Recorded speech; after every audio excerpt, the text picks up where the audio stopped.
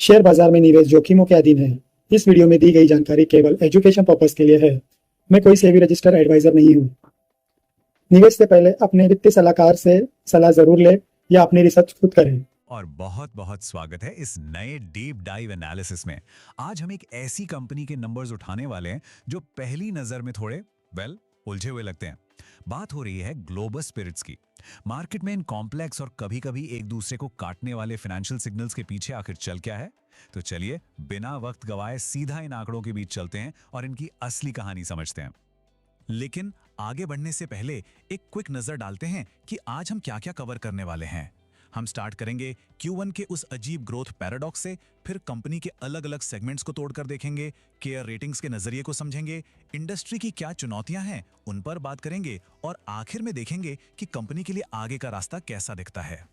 तो सबसे पहले बात करते हैं इस Q1 ग्रोथ पैराडॉक्स की। दरअसल Q1 FY27 के रिजल्ट्स में एक बड़ा अजीब सा टेंशन दिखता है। एक तरफ टॉप लाइन में जबरदस्त जंप है, पर बॉटम लाइन वहां स्ट्रगल बिल्कुल साफ नजर आ रहा है। अब यहां एक बड़ा सवाल उठता है। आमतौर पर किसी भी कंपनी में रिकॉर्ड सेल्स का मतलब होता है जश्न का मौका, राइट? लेकिन क्या ये मैसिव रेवेन्यू ग्रोथ अपने पीछे कुछ गहरी ऑपरेशनल परेशानियां छुपा सकती हैं? चलिए डेटा क्या कहता है ये देखते हैं। आंकड़ों को आमने सामने रखकर देखें तो सच में एक बहुत दिलचस्प तस्वीर बनती है।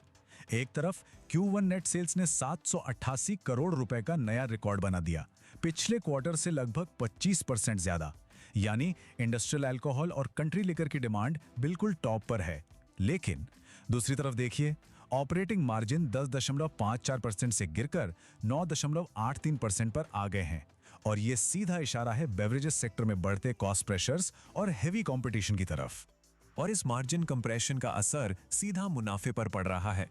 अगर हम रिटर्न ऑन कैपिटल एम्प्लॉयड और रिटर्न ऑन इक्विटी को देखें, सिंपल शब्दों में कंपनी अपने लगाए हुए पैसे पर आखिर कितना मुनाफा बना रही है, तो दोनों ही अपने 5 साल के एवरेज से काफी नीचे चल रहे हैं। ये क्लियर कर देता है कि कंपनी ने हाल ही में अपनी कैपेसिटी बढ़ाने में जो पैसा लगाया है, वो अभी तक उतने प्रॉफिट्स जनरेट नहीं कर पा रहा है। और इस एक्सपेंशन फेज का एक और बड़ा साइड इफेक्ट है कर्ज। Q1 में टोटल डेट बढ़ के लगभग 162 करोड़ रुपए हो गया है।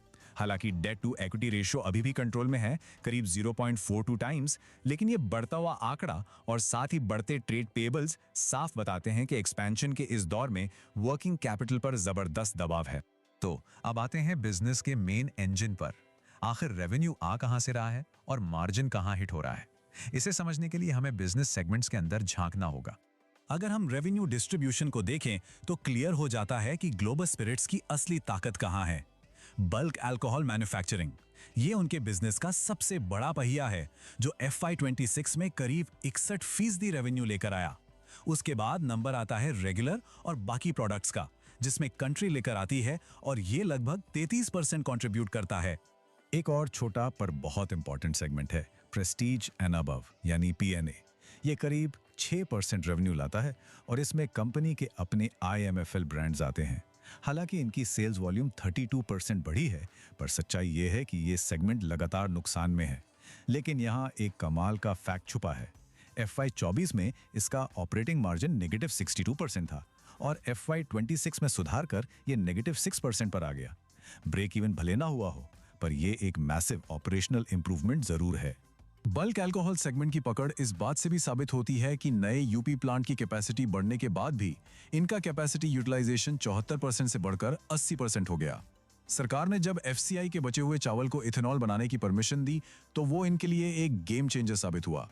इस एक स्ट्रेटेजिक मूव ने कैपेसिटी यूटिलाइजेशन को बूस्ट किया और कच्चे माल की कॉस्ट को काफी हद तक कम कर दिया। अब Q1 के इन अप डाउन से थोड़ा पीछे हटकर पिक्चर को मैक्रो लेवल पर देखते हैं। FY26 की फाइनेंशियल स्टेबिलिटी के बारे में क्रेडिट रेटिंग एजेंसीज का क्या कहना है? तो केयर रेटिंग्स ने ग्लोबल स्पिरिट्स की लॉन्ग टर्म बैंक फैसिलिटीज के लिए अपनी केयर A+ स्टेबल रेटिंग को बरकरार रखा है।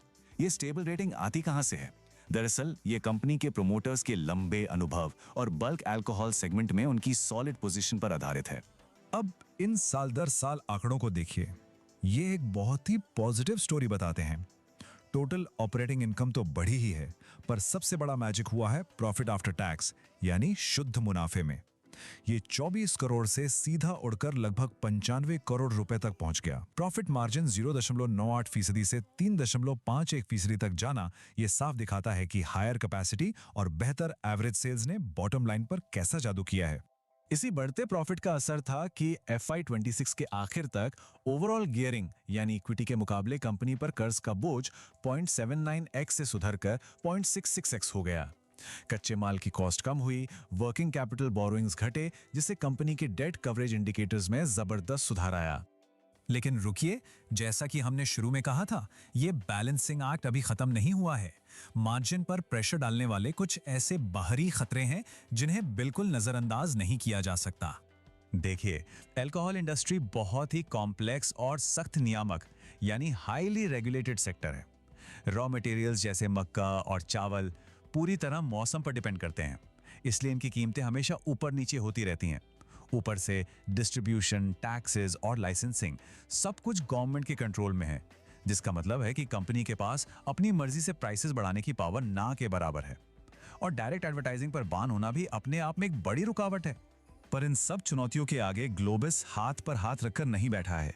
कंपनी ने अपनी खुद की स्टोरेज फैसिलिटीज बनाई हैं और कारगिल और LDC जैसी बड़ी लॉजिस्टिक कंपनीज के साथ टाई अप किया है। ये प्रोएक्टिव स्टोरेज स्ट्रैटेजी ये पक्का करती है कि खेती के उतार चढ़ाव के बीच भी कच्चे माल की कमी ना हो। तो Q1 के नंबर्स और इंडस्ट्री की रुकावटों को समझने के बाद अब सबसे बड़ा सवाल, आगे क्या? मैनेजमेंट इन मार्जिन प्रेशर्स को बैलेंस करने के लिए आगे की क्या प्लानिंग कर रही है? FY27 के लिए इनका एक बहुत क्लियर और स्ट्रक्चर्ड रोड मैप है। पहला, इनके उत्तर प्रदेश प्लान का पूरा असर इस साल दिखना शुरू होगा, जिससे कैपेसिटी, प्रोडक्शन और बढ़ेगी। दूसरा, राजस्थान मार्केट में अप्रैल 2026 से 5% प्राइस हाइक को मंजूरी मिल चुकी है, जिससे रेवेन्यू रियलाइजेशंस बढ़ेंगे। और तीसरा, सबसे बड़ा कदम, QIP के जरिए 150 करोड़ रुपए का नया कैपिटल जुटाना। केयर रेटिंग्स के डेटा की माने तो ये QIP वाला कदम एक मास्टर स्ट्रोक हो सकता है।